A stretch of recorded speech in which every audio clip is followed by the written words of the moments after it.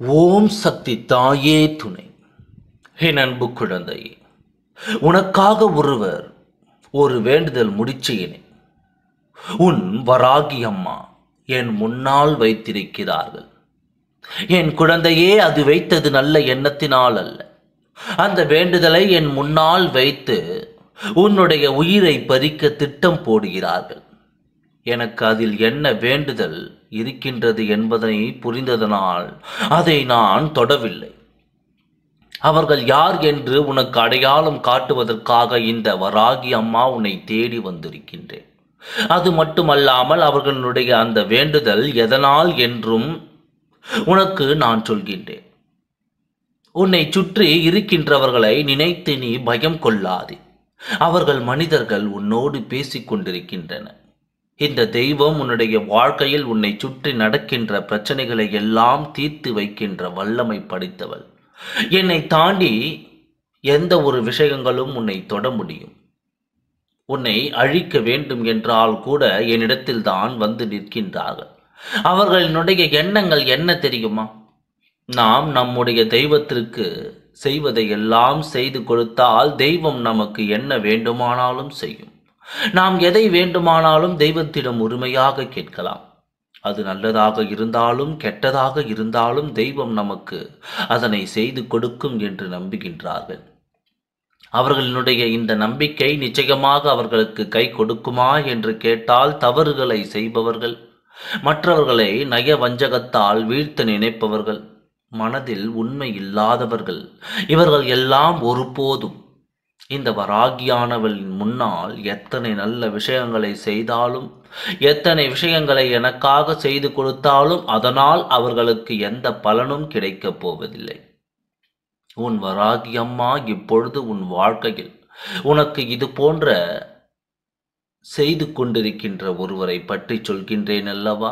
அவர் வேறு யாரும் கிடையாது. தெய்வங்களின் மீது அதிக நம்பிக்கையும், தெய்வத்திற்கு அதிகமாக பூஜைகளையும், தெய்வத்திற்கு நடக்கின்ற அத்தனை விஷயங்களையும் முன்னின்று நடத்தக்கூடியவர்.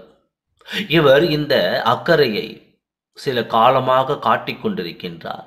அதற்கு காரணம், அவர்கள் உன்னை அழிக்க வேண்டும். அதற்கு இந்த வராகியானவள் என்னை அவர்கள் கைக்குள் போட்டுக்கொள்ள வேண்டும்.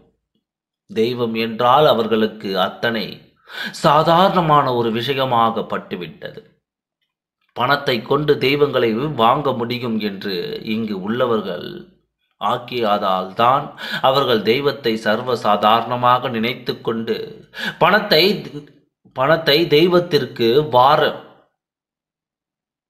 வாரி வழங்கி தெய்வங்களுக்கு பூஜை செய்யவும், பல தெய்வத்திற்கு இணை வைத்தியங்களை படைத்தால் நம்முடைய வேண்டுதல்களை எல்லாம் தெய்வம் கேட்கும் என்று அவர்கள் தப்பாக கணக்கு போட்டு விட்டார்கள்.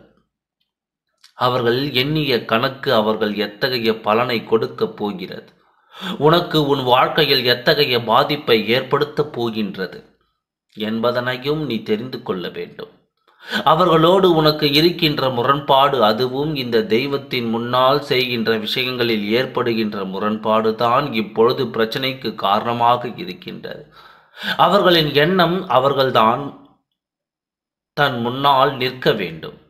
உனக்கு அங்கே எந்த பெயரும் புகழும் கிடைக்க கூடாது. அதற்கு தெய்வத்திற்கு அவர்கள் லஞ்சம் கொடுக்க நினைக்கின்றார்கள்.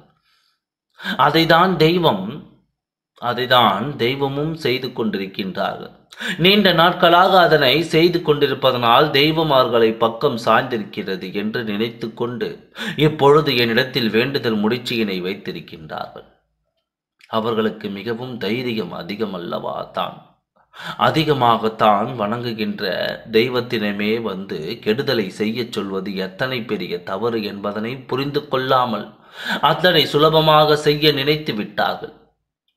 அவர்களின் எண்ணங்கள் பொய்யாக போகின்றதோடு மட்டுமல்லாமல் இதற்கு அவர்களுக்கு என்னிடத்தில் இருந்து என்ன தண்டனை கிடைக்கப் போகிறது என்பதனை நீ பார்க்கத்தானே போகின்றாய்.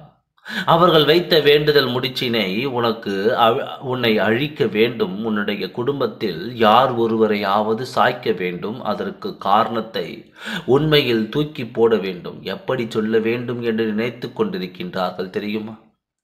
நான் தெய்வத்திற்கு பலவிதமான பூஜைகளை செய்து தெய்வத்தை வணங்கி உண்மையாக இருக்கக்கூடியவள் நான். நீயோ அந்த இடத்தில் எனக்கு இடையே முரண்பாடுகளை ஏற்படுத்தி தெய்வத்தின் மீது நீ அவமானப்படுத்த நினைத்தாய். அதனால் தான் உன் வாழ்க்கையில் இப்படி ஒரு விஷயம் நடந்துவிட்டது என்று உன் மீது பழியை போட அவர்கள் அங்கே தயாராக நிற்கின்றார்கள். என் குழந்தையே, என்றிருக்கின்ற மனிதர்கள் நிறைய பேரை நானும் பார்த்து விட்டேன். ஒருவன் ஒரு கஷ்டத்தில் இருந்தால் உடனே அவனிடத்தில் என்ன சொல்கின்றார்கள் தெரியுமா? நீ செய்த பாவம்தான் நீ இந்த கஷ்டத்தில் இருந்து ஒரு நாள் மீண்டு வர மாட்டாய் என்று கஷ்டத்தில் இருப்பவனை மேலும் மேலும் காயப்படுத்துவது. தெய்வம் உன்னை பழி வாங்கியது என்று சொல்லும் பொழுது யாருக்குத்தான் கண்களில் இருந்து கண்ணீர் வராமல் இருக்கும்? வாழ்க்கையில் என்ன சூழ்நிலை வந்தாலும், எப்பேற்பட்ட நிலை வந்தாலும் நமக்கு யாருமே துணையில்லை என்ற நிலை அப்படி வந்தாலும் தெய்வத்தை மட்டும்தானே நம்பி இருக்கின்றோம். அந்த தெய்வமே நம்மை பழி வாங்கியது என்று சொல்கின்றார்களே என்று என் குழந்தை, எல்லோருமே இந்த சூழ்நிலையில் கண்ணீரை வடிப்பது நியாயம்தானே? அப்பேற்பட்ட ஒரு சூழ்நிலையை உன் வாழ்க்கையில் உருவாக்க அவர்கள் காத்து கொண்டிருக்கின்றார்கள். நீ செய்த இந்த விஷயத்தினால் தான் உன் வாழ்க்கையில் கஷ்டம் வந்தது என்று உன்னிடத்தில் சொல்ல அவர்கள் துணிந்து நிற்கின்றார்கள். உன்னுடைய வாழ்க்கையில் உனக்கென்று இது போன்ற விஷயங்களை நடத்தி கொடுக்க நினைப்பவர் யார் என்பதை உன் வராகி அம்மா அடையாளத்தோடு சொல்லிவிட்டேன். இனிமேல் என் குழந்தை, நீ செய்ய வேண்டியது ஒன்றே ஒன்றுதான். இவர்களிடத்தில் முதலில் அதிகமாக பழகுவதை நிறுத்து. அவர்கள் என்ன வேண்டுமானாலும் செய்துவிட்டு தெய்வத்தின் அருளை பெற முடியும் என்றால், எந்த தவறும் செய்யாத உனக்கு தெய்வமே துணையாக நின்று அவர்களிடம் இருந்து உன்னை காப்பாற்றும் என்பதனை முதலில் நீ புரிந்து கொள். என் அன்பு குழந்தையே, நான் அமைதி காத்து நிற்கிறேன் என்று நீ ஒரு பொழுதும் எண்ணிவிடாதே.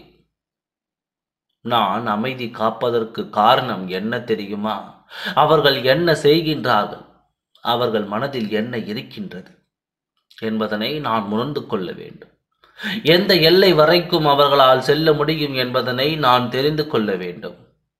என்னை வணங்கியவர்கள் இது போன்ற செயல்களை செய்வார்கள், என்ன விஷயங்களை மற்றவர்கள் வாழ்க்கையில் ஏற்படுத்துவார்கள் என்பதனை நான் பார்க்க வேண்டும் அல்லவா? அதனால்தான் நான் பொறுமை காத்தேன். அவர்களின் எல்லை என்னவென்பதை நான் இப்பொழுது புரிந்து கொண்டேன். அது மட்டுமல்லாமல் இதற்கு மேலும் அவர்களால் என்ன செய்ய முடியும், என்ன செய்துவிட முடியும் என்பதையும் நான் அறிந்து கொண்டேன். இனிமேல் எதற்காகவும் இவர்களை பார்த்து பயம் கொள்ளாதே. எனக்கு பூஜைகளை செய்து என்னை அவர்கள் வசமாக்கி உன் வாழ்க்கையை கெடுக்க நினைக்கின்ற இவர்களுக்கு இனிமேல் நடக்கப் போவது ஒவ்வொன்றும் மிகப்பெரிய பேரிடியாக மட்டுமே வந்துவிடப் போகின்றது. நம் வாழ்க்கையை நாமே கெடுத்து கொண்டேமே என்று நினைத்து காலம் முழுவதும் வருகின்ற சூழ்நிலைதான் இவர்களுக்கு வரப்போகின்றது. என் அன்பு குழந்தையே, தெய்வம் குழந்தை தவிர தவறே செய்தாலும் அவர்களை ஒரு நாளும் பழிவாங்க மாட்டார்கள். மாறாது அவர்களுக்கு நல்ல புத்தியை சொல்லி நல்வழிப்படுத்தத்தானே செய்வார்கள். அந்த நல்வழியை படுத்தத்தான் நான் முயற்சி செய்கின்றேன். நான் கொடுக்கின்ற வாய்ப்பினை பயன்படுத்த முடியாவிட்டால் அவர்களுக்கு தண்டனை நிச்சயமாக. உறுதி சொல்லி கேட்காத குழந்தை அடித்து சொன்னால் திருந்தும். அதனை தான் இந்த வராகி அம்மா ஆகிய நான் செய்ய துணிந்து நிற்கின்றேன். அவர்கள் நல்ல வழிக்கு நிச்சயமாக வர வேண்டும். யாரை நினைத்தும் வருந்தாமல் இந்த வராகி அம்மாவை தாண்டி உன் வாழ்க்கையில் எந்த விஷயம் நடக்கப் போவதில்லை என்பதை புரிந்து கொண்டு ஒவ்வொரு நொடியையும் நீ சந்தோஷமாக அனுபவித்து இந்த வாழ்க்கையில் மன நிம்மதியின்றி இனி பெற்றுவிட்டால் போதும். என் அன்புக்கு இந்த வராகி அம்மானுடைய ஆசீர்வாதம் எப்பொழுதும் முழுமையாக கிடைக்கும். ஓம் சக்தி தாயே துணை. நன்றி, வணக்கம்.